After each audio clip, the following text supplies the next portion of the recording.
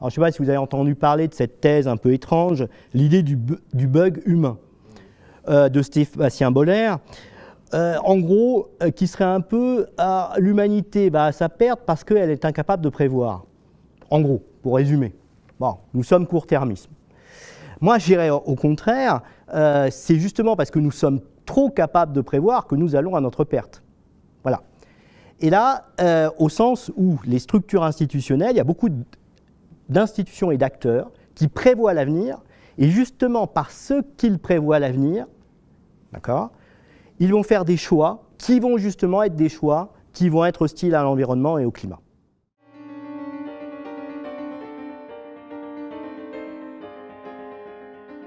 Je veux rappeler quelque chose qui est bien connu en sciences politiques, c'est-à-dire que lorsque vous avez n'importe quelle régulation publique à faire, à prendre, n'importe quelle, en sciences politiques, on a découvert quand même depuis un certain temps qu'il y a des acteurs plus ou moins intéressés à la régulation du problème. D'accord ? Et que les acteurs les plus riches et les plus concernés, en général, et c'est-à-dire en général, c'est-à-dire toujours, s'intéressent au problème. Je vais prendre un exemple très simple pour vous illustrer ça. La réglementation sur la sécurité des ascenseurs. Bon. Qui est intéressé par la réglementation de la sécurité des ascenseurs? Évidemment, les ascensoristes. D'accord? Qui paye la mise aux normes des ascenseurs? Bah, les copropriétaires d'immeubles, les gens qui possèdent des bâtiments de ce type. Le problème, c'est qu'en sciences politiques, on s'est aperçu, c'est le modèle de Mancour-Hanson, c'est un modèle qui a été développé dans les années 70. En gros, si vous êtes un acteur important, vous pouvez de vous-même, avec vos propres ressources, mettre de l'argent pour avoir la bonne régulation. Typiquement, les ascensoristes vont voir le régulateur public et vont lui expliquer qu'il faut mettre les ascenseurs aux normes. D'accord ? Inversement, ceux qui vont payer la mise aux normes, nécessairement, parce que, imaginez en France, c'est une multitude de copropriétés, une multitude de gens qui ont des ascenseurs, ces gens-là, ils vont devoir se coordonner, faire une action collective, qui va être coûteuse. Vous voyez ? Et en fait, globalement, lorsque vous êtes un acteur important, vous vous engagez dans une action pour avoir la régulation publique qui vous intéresse, de manière presque automatique. D'accord ?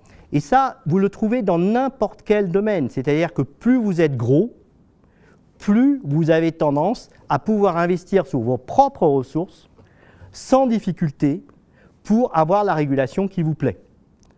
Inversement, les gens qui sont soumis à la régulation, mais qui sont petits, dispersés, eh bien, il va falloir se coordonner.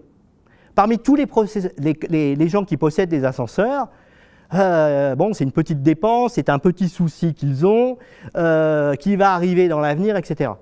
Donc, comprenez que, dans le fond, on se retrouve dans cette situation-là. Les industries fossiles, elles ont un intérêt énorme, d'accord, à avoir une régulation qui leur assure, bien évidemment, la poursuite de leur business.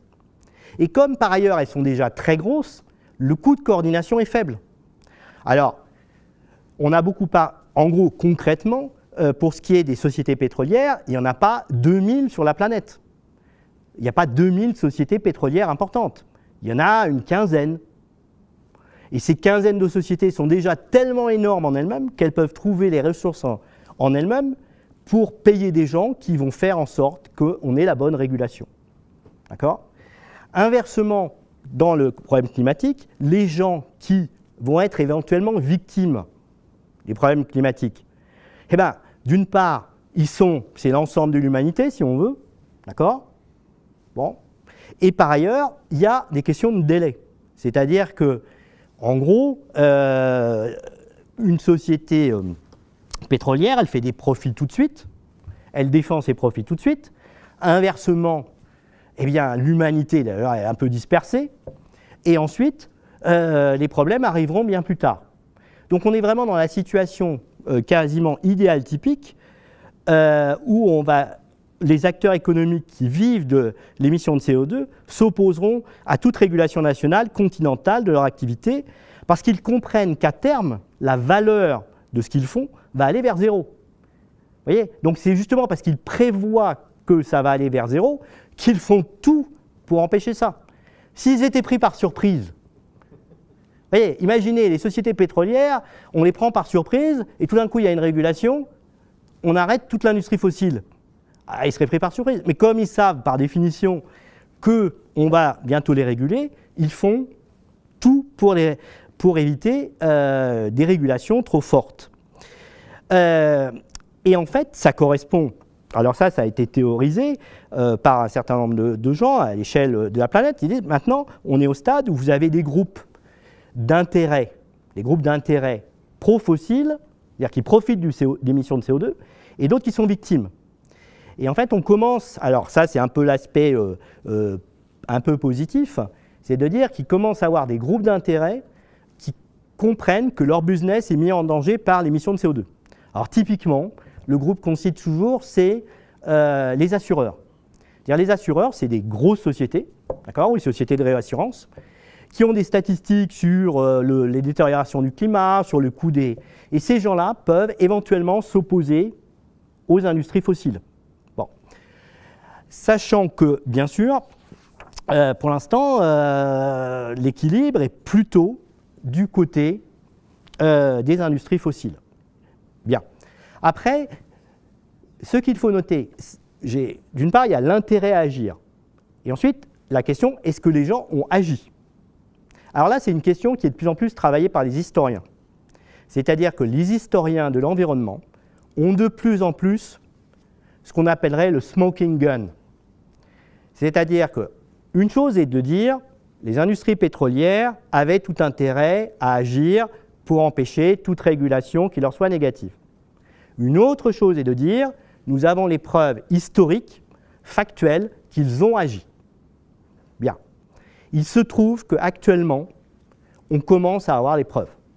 C'est-à-dire que les historiens de l'environnement ont des preuves, en particulier, il y a sur Total, l'entreprise française Total, il y a un article récent qui a été publié par l'équipe autour de Christophe Bonneuil, Pierre-Louis Choquet et Benjamin Franta, qui montre les preuves.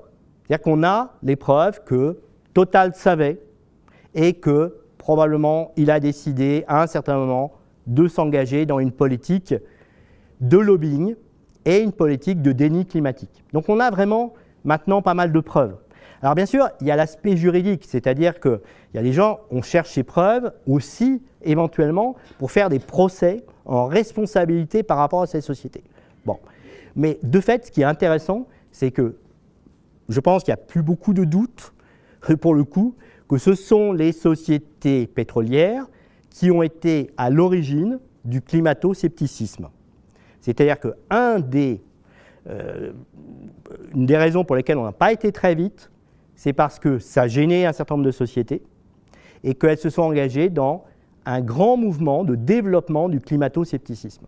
C'est-à-dire qu'il y a de plus en plus de gens qui, vous trouvez un certain nombre de livres ou d'articles qui vous montrent à quel point les sociétés pétrolières, en particulier une qui est très célèbre aux États-Unis, c'est Exxon, qui est un peu centrale dans tout ce jeu, ont financé des recherches climato-sceptiques et on sait aussi qu'il y a une transmission très claire de technologie de l'industrie du tabac à l'industrie pétrolière. Il n'y a plus de doute raisonnable, c'est-à-dire qu'en gros, l'industrie du tabac a inventé des techniques de lobbying qu'on appelle et des techniques de on sème le doute pour que les gens ne puissent pas décider, qui ensuite ont été transférés à l'industrie pétrolière. Bon. Après, bien évidemment, il faut noter que ça, maintenant, c'est un peu une phase qui est en train de se clore. C'est-à-dire que l'industrie pétrolière, aujourd'hui, accepte la science climatique. Donc, il faut faire attention qu'ils ont changé de technique, de tactique. La tactique a été, pendant longtemps, jusqu'à quelques années, je sème le doute et je fais semblant qu'il n'y a pas de problème. Depuis quelques années, c'est de l'entrisme. J'accepte qu'il y ait le problème et ensuite je fais du greenwashing à fond. concrètement, je dis « Ah, mais je suis bien conscient du problème. Ah, c'est grave, je fais tout ce qui est en mon pouvoir de le faire. » Et si vous allez regarder les chiffres, les investissements, ils ne font vraiment pas grand-chose, voire rien du tout. Voyez. Bien. Alors, ça, c'est vraiment important à comprendre que, bon, ça, c'est le premier. Alors, ça vaut pour l'industrie pétrolière, mais ça vaut pour toutes les industries ou tous les secteurs qui ont besoin de carburants fossiles ou qui ont besoin de détruire l'environnement pour exister. Alors, en général, la question, c'est comment on sort de ce genre de situation. En général, lorsque vous avez un groupe d'intérêts qui bloque un développement favorable à l'échelle collective, une des solutions qu'on propose, c'est de l'indemniser. C'est-à-dire, vous dites à la personne, vous avez une industrie qui est polluante, d'accord, il faut arrêter, bon, maintenant, je vais vous indemniser. Le problème, bien sûr, c'est que c'est fait dans une petite mesure, par exemple, pour l'industrie charbonnière. Parce que dans nos pays, elle est résiduelle. C'est-à-dire qu'il y a très peu de gens qui travaillent encore dans le charbon. Donc la société française, par exemple, peut se payer le fait d'arrêter toutes les mines de charbon résiduelles. Bon, on peut. Voilà. Par contre, il y a un problème que quand l'industrie est trop grande, l'indemnité à verser est trop importante. C'est-à-dire que s'il fallait indemniser l'industrie pétrolière américaine du gaz de schiste, de la valeur qu'elle perd à arrêter de faire du pétrole, personne ne peut le payer. Personne ne peut payer cette somme. Alors ça, c'est pour des industries particulières, sachant qu'il y a en plus des pays qui sont entièrement dépendants de la rente pétro-gazière. C'est-à-dire que comment est-ce que vous pouvez imaginer d'indemniser l'Arabie saoudite, d'arrêter complètement de sortir du pétrole du sol? De fait, les tentatives d'indemnisation d'un lobby, d'un groupe polluant désagréable ne fonctionnent pas. Ce qu'on peut avoir, par contre, c'est des reconversions complètes. Par exemple, certains disent qu'une des raisons, par exemple, pour le problème de la couche d'ozone a été résolu assez facilement, c'est parce que le principal producteur de gaz qui détruisait la couche d'ozone était celui qui avait inventé un substitut. La firme Dupont, en fait, s'indemnisait elle-même puisqu'elle faisait interdire un produit, une gamme de produits, mais comme elle avait les substituts elle-même, ça allait. Vous voyez ? Mais il se trouve que l'Arabie saoudite n'a pas de substitut. Vous voyez ? Ou Exxon ou Total n'ont pas les substituts. Donc, c'est très, très difficile. Et donc, pour l'instant, il me semble que là, on reste vraiment... C'est la première explication, c'est ce qu'on appelle un peu maintenant vulgairement le capitalisme fossile, qui effectivement est un point de blocage essentiel. Et depuis des années, a été un point de blocage essentiel.